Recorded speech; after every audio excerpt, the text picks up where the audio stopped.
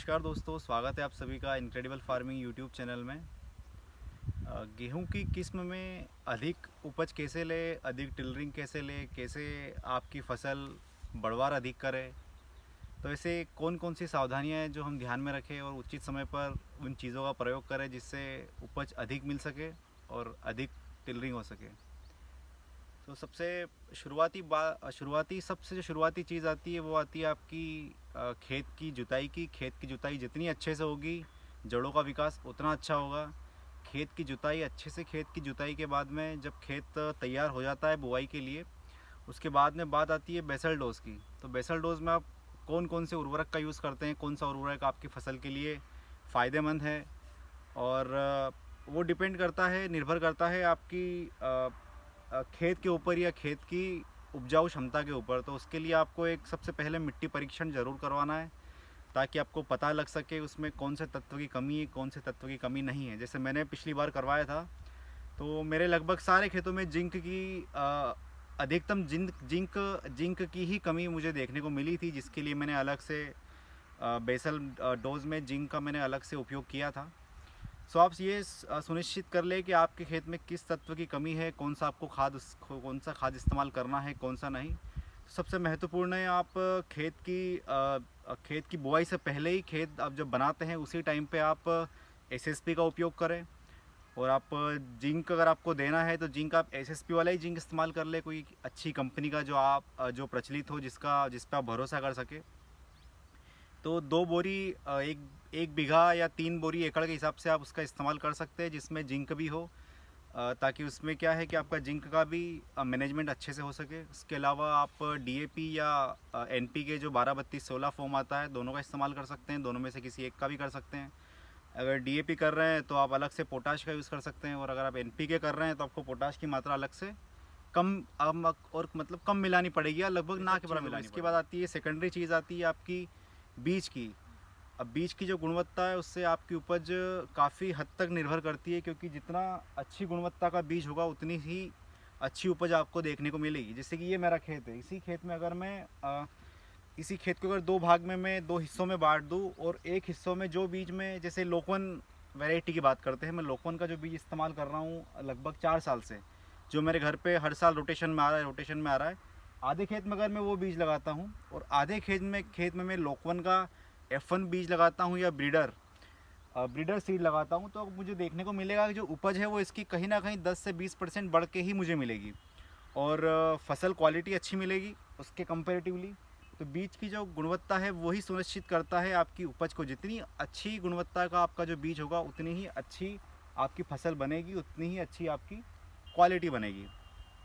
सबसे सबसे इम्पोर्टेंट चीज़ हो गई आपकी बीज की गुणवत्ता। तो मेरा ये जो खेत है जहाँ मैं खड़ा हूँ, यहाँ पर मैंने श्रीराम सुपर 1SR14 का प्लॉट लगा हुआ है। इसकी मैंने बिजाई करी हुई है, जो कि लगभग 40 किलो एकड़ के हिसाब से मैंने इसमें सीड डाला हुआ है, और काफ़ी बढ़िया, अभी तक काफ़ी बढ़िया फुटाव देखने को मिला है उस खेत में। तो बीज की बात कर ली हम लोगों ने। उसके बाद अगर अब सेकेंडरी चीज़ देखें तो बीज उपचार, जो कि बहुत ही महत्वपूर्ण है। बीज उपचार आप किसी भी फंगीसाइड से कर सकते हैं, फंगीसाइड प्लस इंसेक्टिसाइड से भी कर सकते हैं। मैंने जो इस बार किया है बीज उपचार, वो मैंने 2 अलग-अलग चीज़ों का ट्रायल किया है। एक मैंने BSF इंश्योर परफॉर्म से भी किया है, एक खेत में से सिंगल, जिसमें कि ट्रिटिकोनाजोल और पायराक्लोस्ट्रोबिन फंगीसाइड, 2 ग्रुप के फंगीसाइड उसमें काम करते हैं BSF इंश्योर परफॉर्म में। और एक खेत में मैंने सिर्फ इंश्योर परफॉर्म डाला है, एक दूसरे खेत में मैंने इंश्योर परफॉर्म के साथ में साइटोजाइम का सीड 100 CL, जो कि माइक्रो न्यूट्रिएंट आता है, जिसमें 18 से 19 तरह के माइक्रो न्यूट्रिएंट है, जो फसल को शुरुआती अवस्था में हेल्प करते हैं काफ़ी ग्रोथ में। तो एक खेत में मैंने इंश्योर परफॉर्म प्लस साइटोजाइम का प्रोडक्ट डाला हुआ है, और एक खेत और है मेरा, मैंने उसमें UPL सवाल का एक इंसेक्टिसाइड और फंगीसाइड मिक्स कॉम्बिनेशन में आता है, मैंने वो वाला इस्तेमाल किया है। तो तीनों में से जो सबसे बढ़िया रिजल्ट मुझे जो दिखा है वो देखने को मिला है इंश्योर परफॉर्म प्लस साइटोजाइम का, जो मैंने माइक्रो न्यूट्रिएंट आपको बताया। उन दोनों का जो कॉम्बिनेशन है, मैंने GW 513 गेहूँ लगाया था, उसमें पूरे में मैंने वो इस्तेमाल किया, जिसका रिज़ल्ट मुझे काफ़ी हद तक बहुत बढ़िया देखने को मिला है।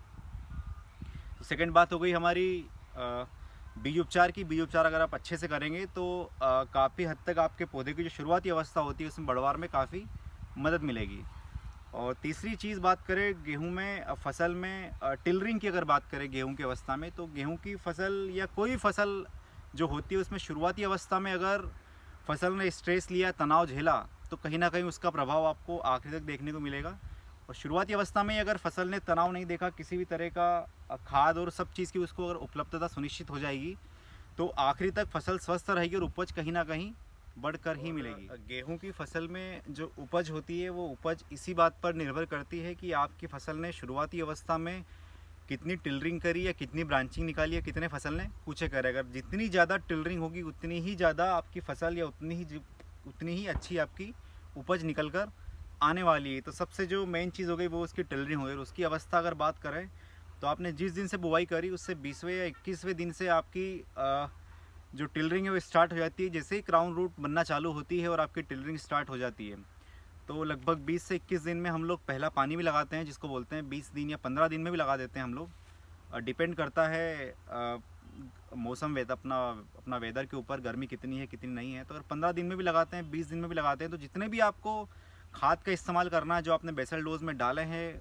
और आप चाहते हैं कि आप एक बार और उनको यूज़ करें, जो आपने आधी आधी मात्रा में कभी लिए हों, आप आधा पहले डालते हैं और आधा बाद में डालते हैं, तो यही सबसे परफेक्ट समय होता है। अब जब पहली सिंचाई में आप यूरिया जब डालते हैं, यूरिया के साथ में आप अगर आपने पहली सिंचाई में जिंक का इस्तेमाल नहीं किया है, तो आप उस टाइम पर यूरिया के साथ मिक्स करके आप जिंक भी डाल सकते हैं।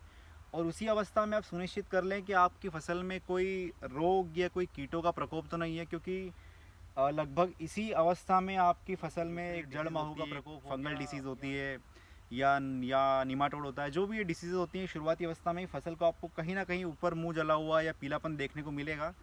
तो उसी समय आप ये भी सुनिश्चित कर लें कि आपके फसल में या आपके खेत में ये परेशानी तो नहीं है। अगर ये परेशानी आपको दिखे तो आप पहले पानी के साथ में ही यूरिया के साथ में या तो इंसेक्टिसाइड का यूज़ करें। जो भी आपको समस्या दिखे उसके हिसाब से आप उसका निवारण करें, क्योंकि यही वो समय है। अगर इस समय पे आपने अगर अच्छे से देख रेख करी फसल की, तो फसल उतनी अच्छी टिलरिंग करेगी, उतनी अच्छी ब्रांचिंग करेगी और इतना अच्छा आपको प्रोडक्शन एंड में मिलने वाला है।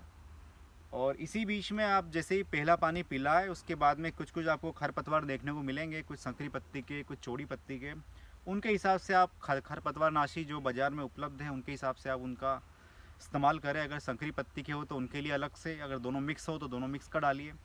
और ये सुनिश्चित करें कि जो आप इस्तेमाल कर रहे हैं उससे आपकी फसल पे कुछ विपरीत प्रभाव तो नहीं हो। क्योंकि हम लोग 2 साल पहले 2,4-D का इस्तेमाल करते थे। 2,4-D पहले 10-10 बीघा में डालते थे 1 लीटर। फिर धीरे धीरे क्या हुआ कि खरपतवार में जो सहनशीलता थी उस चीज़ के लिए तो बढ़ती गई। तो खरपतवार एक समय बाद मरना बंद हो गए। तो हमने क्या करा, दवाई का डोज बढ़ाते गए। लास्ट ईयर ये स्थिति आ गई कि इसी खेत में मैंने 12 बीघा में 2.5 से 3 लीटर 2,4-D का इस्तेमाल किया, जिससे मेरी लगभग 2 से 2.5 क्विंटल पर बीघा की फसल ख़राब हो गई थी। इसी खेत में इतनी उपज कम निकल के आई थी।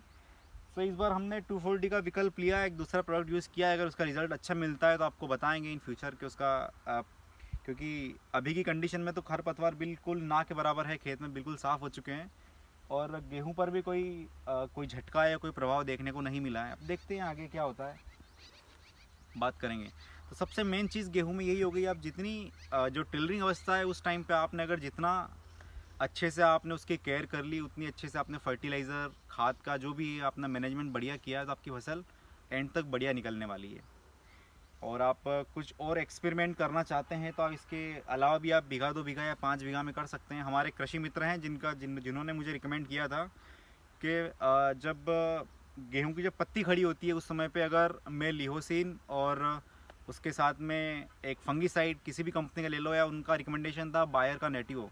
अगर मैं नेटिवो के साथ में अगर 60 ग्राम नेटिवो प्लस 100 ml बीघा लिहोसिन अगर इसमें इस्तेमाल करता हूँ, तो कहीं ना कहीं मेरी फसल में 1 से 1.5 क्विंटल या 2 क्विंटल पर एकड़ का प्रोडक्शन बढ़ के ही निकलेगा। तो मैंने उनका रिकमेंडेशन पे मैं अभी जैसे ही वो अवस्था होगी मैं एक खेत में ट्रायल ज़रूर करूँगा उस चीज़ का, अगर प्रोडक्शन बढ़ता है या नहीं बढ़ता है, या एक खेत को 2 हिस्सों में बांट कर मैं उसका ट्रायल करूँगा ताकि सटीकता मिल सके और ये प्रमाणित हो सके कि नहीं है इससे फ़र्क पड़ता है। अगर फ़र्क दिखा तो मैं आपको ज़रूर रिकमेंड करूँगा वो चीज़ भी।